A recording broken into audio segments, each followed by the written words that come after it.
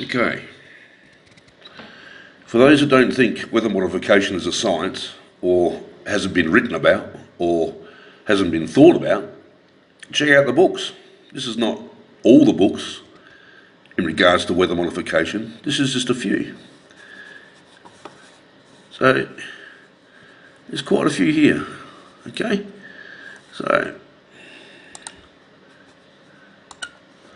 this is what I talk about the towers. There are 55 on Australia, 55 of these things, and they're all so close together, all in places where you can block the weather coming in, as you can see here. Good old Sydney. Look at them all.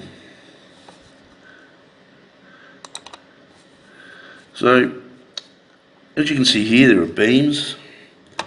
You'll just you can see here, like the size of the circumference around each tower. This is one here. Look how far it goes. Now, if they're supposed to be doing satellite stuff or checking the weather, why are these things so close, and why do they only go out that far? As you can see, there's good rain coming in here, and before it even gets on land, it's gone. It's all gone. There's beams down here, and you can even see lines here, like a frequency, like a pulse, boom type thing. So it's really odd. There's just something for the stupid. Definition of stupid: knowing the truth, seeing the truth, but still believing the lies. These here, this is not natural.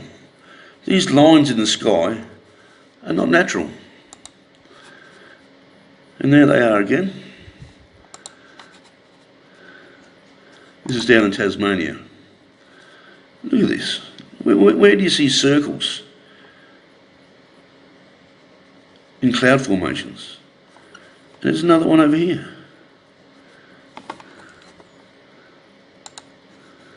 So here we go again. Look at this.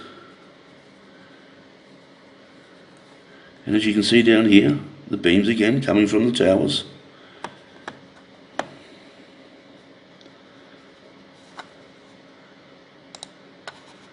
There's another one. You actually see a straight beam coming straight from that one there to there, whether it's going one way or the other. But look how much radius it is, and goes over the top of the other towers. Why do we need so many towers? There is another piece here, another beam coming out here, another beam coming out here. So you're starting to understand that these are not there for what they say. Look at them. Look at the size of them. There's a beam coming out here. And this would have been a nice big patch of rain coming through, and it just gets hammered. It just gets hammered. Look at the size of them. Okay. Let's get to what I wanted to show you. Watch this here. I'm going to go back to midnight. Watch how this doesn't move for a little while, and it takes its time moving over to the east. Here we go. So these things are like sitting in places for 2 days when they should have continually moved east. Off we go. You watch the rain that comes in here too.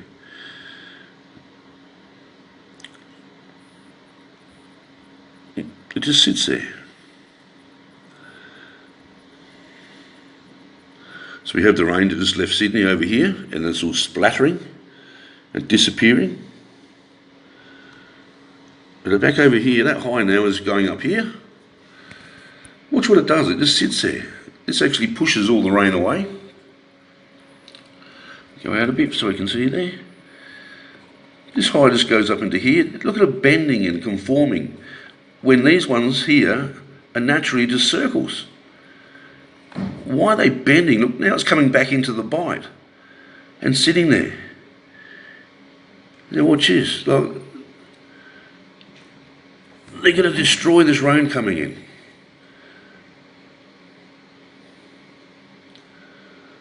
And push it south. Look at the high. Look at the pressure lines bending, and all that rain, and this lot here pushed away. Pushed away.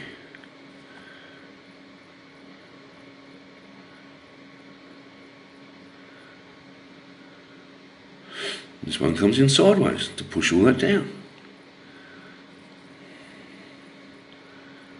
This is crazy, and people got to understand that having 55 towers on land does not make sense. If people haven't got their common sense, like look how these move down here. These just sit there, and now it's like they just sit there. And it's pushing away the next lot of rain coming into Australia.